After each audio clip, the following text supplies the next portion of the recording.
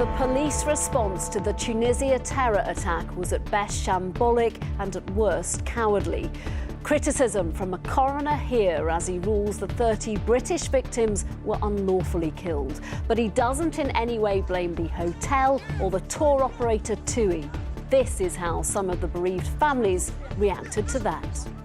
We will now be preparing to commence civil proceedings against TUI.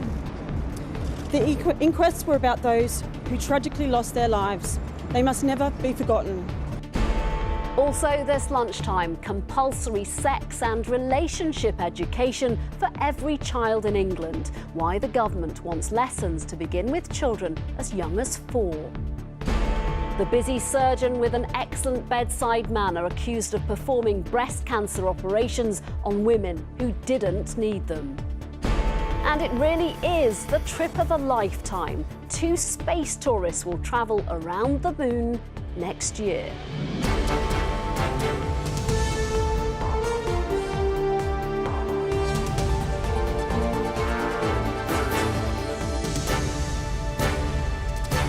This is the ITV Lunchtime News with Nina Hussain.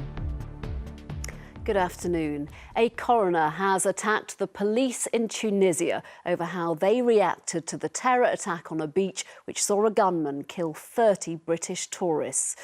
Ruling the holidaymakers were unlawfully killed, the judge concluded the police were at best shambolic and at worst cowardly as they delayed getting to the scene 2 years ago. He singled out a policeman who fainted in a panic and a guard who took off his shirt to hide the fact he was an officer. But he rejected calls from some of the bereaved families that the hotel, its staff or the travel firm TUI could be in any way to blame. Now the families say they're going to take legal action. Rebecca Barry has the details. The families of British holidaymakers killed in Tunisia arrived at the Royal Courts of Justice this morning in search of answers. Could more have been done to protect their loved ones? When a gunman opened fire in the resort of Sousse, 38 people were shot dead. 30 of them were Britons, the biggest single loss of British life since the 7/7 London bombings.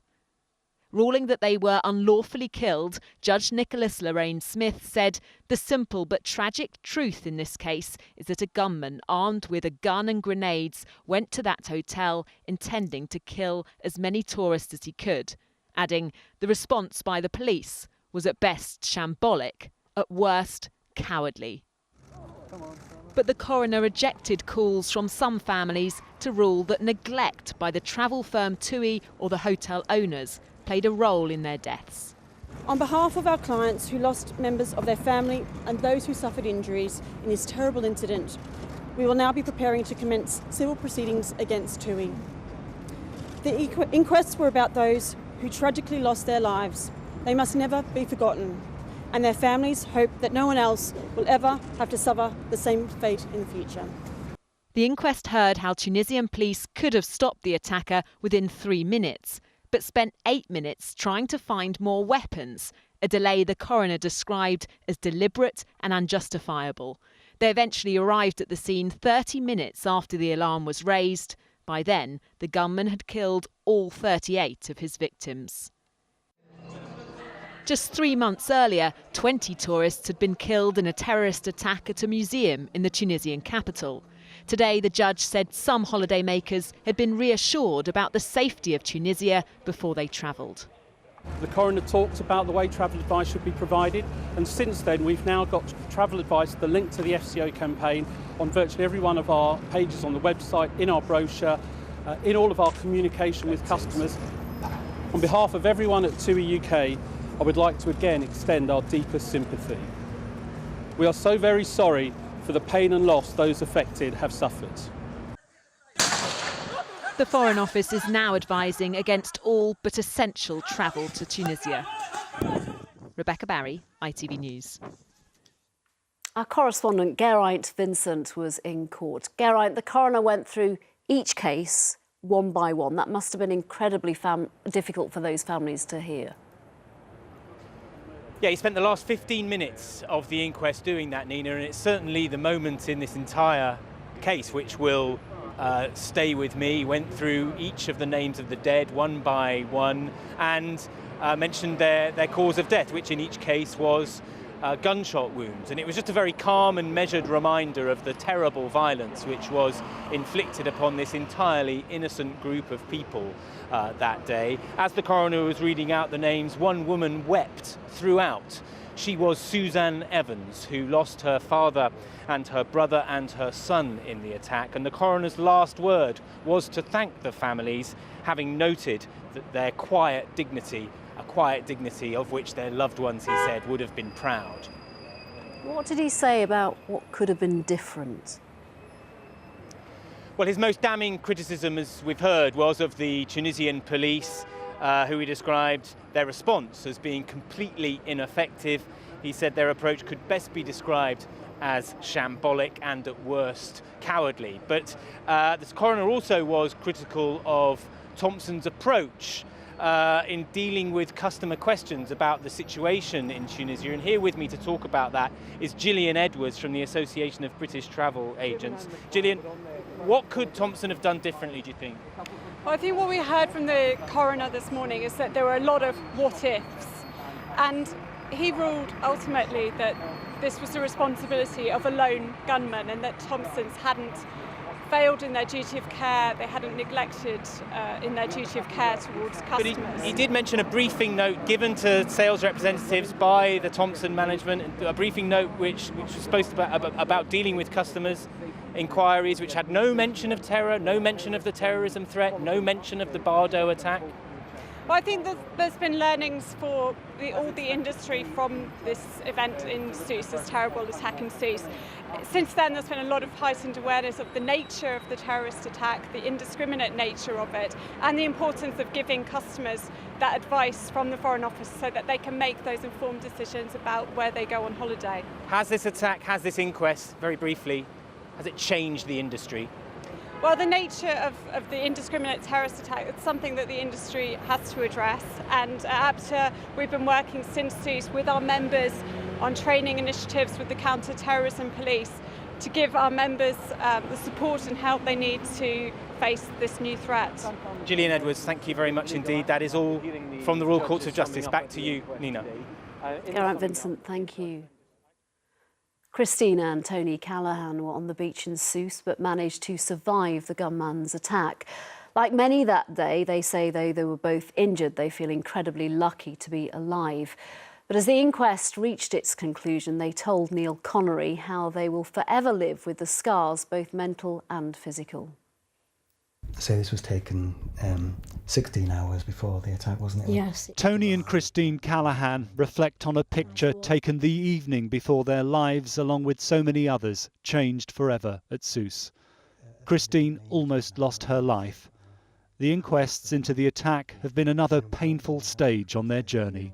I've had very dark moments, and I found, things coming to light, which are really upsetting, and I was very low at one point. Revelations over the deliberate and unjustified delay of the Tunisian security forces' response that day has left them shocked and angry. There were armed police officers. They could have certainly encountered the gunman earlier, and I just think so many lives could have been saved. This was the couple hours after the attack. Christine has had 7 operations over the past 20 months. It's a miracle I'm here, really. Had that bullet gone a little bit higher to my chest area, I won't be here talking to you now. I'm so lucky to be alive, really. When you find that gun, Tony returned to the hotel to help confront his trauma. He showed me how he and Christine were chased by the gunman into this corridor. Tony thought his wife was with him when he ran into an office with others. I was trying to get Chris's attention, who by this time was shouting that she'd been shot. I feel, so sorry for those that, were lying out in that corridor dead. Those poor people. They were in there, just in their swimwear. That gunman had 45 minutes to do exactly what he wanted. That particular day, he ruled everybody. He did and went where he wanted to go. We were all in fear of him. But Tony and Christine's story is also one of hope, raising more than £13,000 for the Tunisian hospital where they were treated. Thank you for looking after us so well. Despite all they've gone through, they're determined to stay positive. We can't be stuck back at that day. We've got to move on with our lives. We realise just how fortunate we were, Neil, to be allowed to come home when so many didn't, which we feel devastated for those families. But we've been given that opportunity that we were allowed to come home. We've got to make that count. One couple whose strength and dignity have never wavered since that fateful holiday. Neil Connery, ITV News. Our security editor, Rohit Khatru, is in Sousse. Rohit, this cost the lives of 30 British people, 38 in total, in the 20 months since that dreadful day. What have the authorities learned? Well, Nina, I think some of those lessons have been learned. There are certainly many more police officers around, a couple of armed officers on the beach behind me right now. There has been much more training. There have been new recruits, but of course there are many, many lessons to be learned. And what no one here can say is how they're confronting the accusation of pure cowardice being shown by their officers on the day of this attack. This is about intelligence too, though. Remember, 2 years ago, it was clear, blindingly obvious, that the emerging threat from IS-inspired terrorists would be marauding gun attacks like this. The Tunisian authorities say that they are now catching up the terrorists. However, terror groups like IS have moved on so quickly in that space of time. But this isn't just about method. It's about confronting motive too. From this country, more than 7,000 young men have travelled to Syria to join IS. Hundreds, perhaps thousands, are coming back. In this country right now, there are more than 1,000 people who are under surveillance. So there is much to do, but there's a real incentive for the authorities here because their tourism industry is really worth it, and it really requires a great deal of attention. Rohit Khatru in Sousse in Tunisia. Thank you very much. Well, to find out the latest travel advice for holiday destinations popular with British tourists, head to our website at the usual address, itv.com/news.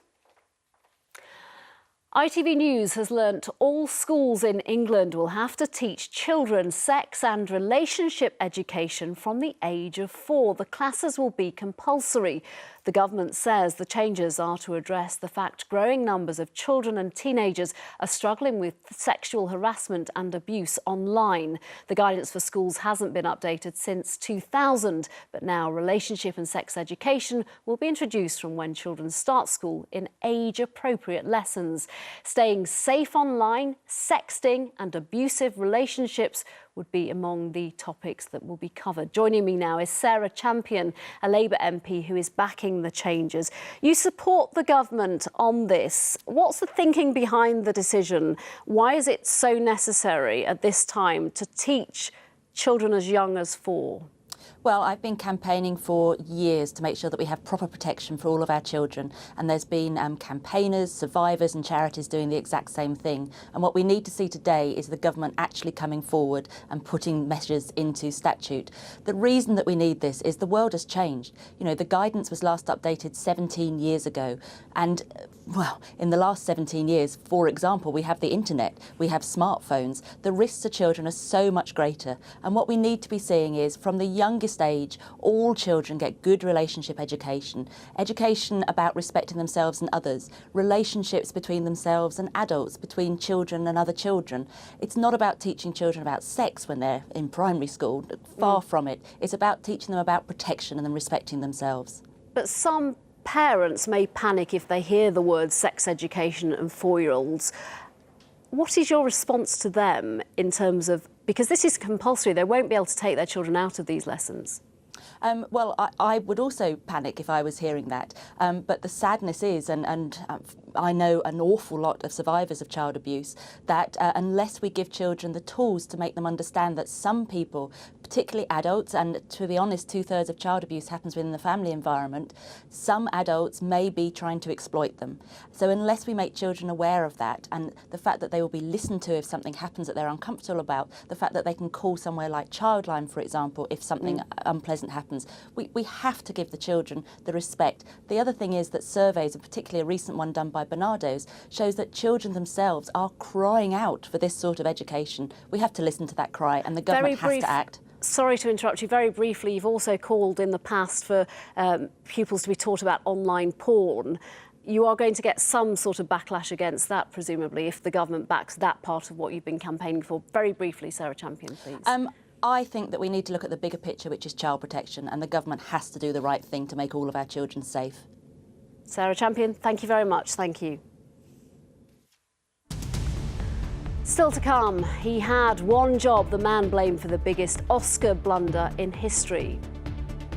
And going to the moon and back, or at least around it. 2 space tourists will fly there next year. But first, a leading surgeon has gone on trial accused of causing grievous bodily harm to patients. It's alleged Ian Patterson needlessly performed a string of breast operations after exaggerating or inventing a risk of cancer to 10 patients. Ben Chapman is outside Nottingham Crown Court. What's the jury been told in court this morning, Ben? Well, the words extraordinary and outrageous are just 2 of those that have been used in court this morning to describe what this surgeon is accused of doing, namely misleading patients, telling them they had cancer when they didn't, and then performing completely unnecessary operations in some cases, including breast removal. Now, Ian Patterson is charged with 20 counts of wounding with intent to cause grievous bodily harm to 10 patients over a 14-year period. They were all treated at 2 private hospitals in Birmingham, and the motive, the prosecution says, might have been the opportunity to earn extra money from these unnecessary operations carried out privately. The jury was told this wasn't incompetence, this was deliberate. In some cases, he's accused of misrepresenting test results. The prosecutor told the court Ian Patterson was lying to patients, exaggerating or quite simply inventing risks of cancer. As a result, those patients and their families lived for many years with the belief that they could be very ill and underwent extensive, life-changing operations for no medically justifiable reason. Some have consequently developed serious mental health problems. And we heard about the case of one patient this morning, Rosemary Platt, who had, over the course of 4 years, several operations at the hands of Ian Patterson, including the removal of her right breast, which the prosecution described as pointless and needless because there was no evidence of cancer. Ian Patterson denies all the charges and the trial continues. Ben Chapman, thank you. A 21-year-old man has been jailed for life for murdering his ex-girlfriend and her new partner outside the Matalan store they worked at in Cardiff. Zoe Morgan and Lee Simmons were stabbed to death last September. Andrew Saunders will serve a minimum of 23 years behind bars. Next, it will arguably be remembered as the biggest blunder on live TV, the moment the wrong winner was announced for Best Picture at the Oscars. As the inquest continues into how the mistake was allowed to happen, the accountancy firm in charge of handling the results has named the man responsible for handing out the wrong envelope. Katie Hunter has more. This is Brian Cullinan, the accountant who was meant to hand over the correct envelope for Best Picture. La La Land. Instead, the PwC partner gave out the backup envelope for actress in a leading role. This is not a joke. Moonlight has won Best Picture. The Academy has released a statement apologising and adding that PwC has taken full responsibility. The prospect of a massive mistake is something Brian Cullinan has previously spoken about. My guess, and this has never happened, so yeah, they would have to probably take a pause in the show. They would ask us to clarify who actually won. We would do that, and they would make a correction probably right then on stage and do it live. But instead of following protocol, Brian Cullinan had tweeted this behind-the-scenes picture of Emma Stone. The fiasco that followed his blunder left people backstage bewildered. I think it took everybody a moment to like go, oh my God, is this really happening? You know, it was in shock. Backstage, hairdressers, PR people, everyone was in shock going, oh my God, what is happening? This is Moonlight, the best picture. Shock that is still reverberating around Hollywood. Katie Hunter, ITV News. Finally, the first ever paying space tourists will fly around the moon next year. They'll begin training for the mission, hosted by the private firm SpaceX, in a matter of months. The company's founder, Elon Musk, has revealed the two travellers know each other and have placed a significant deposit for the trip. Here's Sally Biddulph. 2, 1. Ignition and liftoff of the Falcon 9 to the space station. Fancy venturing beyond the International Space Station? Well, two very wealthy unnamed individuals do, and they've both put down a significant deposit for the holiday to dwarf all others. The man making it possible is tech billionaire Elon Musk, and he made the announcement on Twitter with a simple, "Fly me to the moon, okay." The lucky two will make the week-long journey looping the moon and covering 300 to 400,000 miles.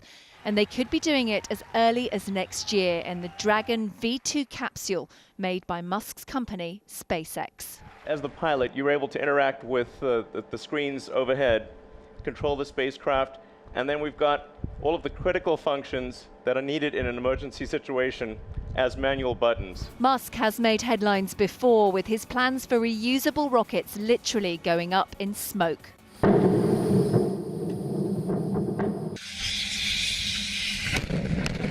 But recently he successfully landed a booster used during a satellite launch. The two would-be astronauts are said to know each other but are remaining anonymous. All Musk will say is that they are not from Hollywood. However, no doubt a film will be in the offing about their incredible space odyssey. Sally Biddulph, ITV News. That's all for now. Do join Mary Nightingale if you can for the latest on the ITV Evening News. From me, though, bye-bye.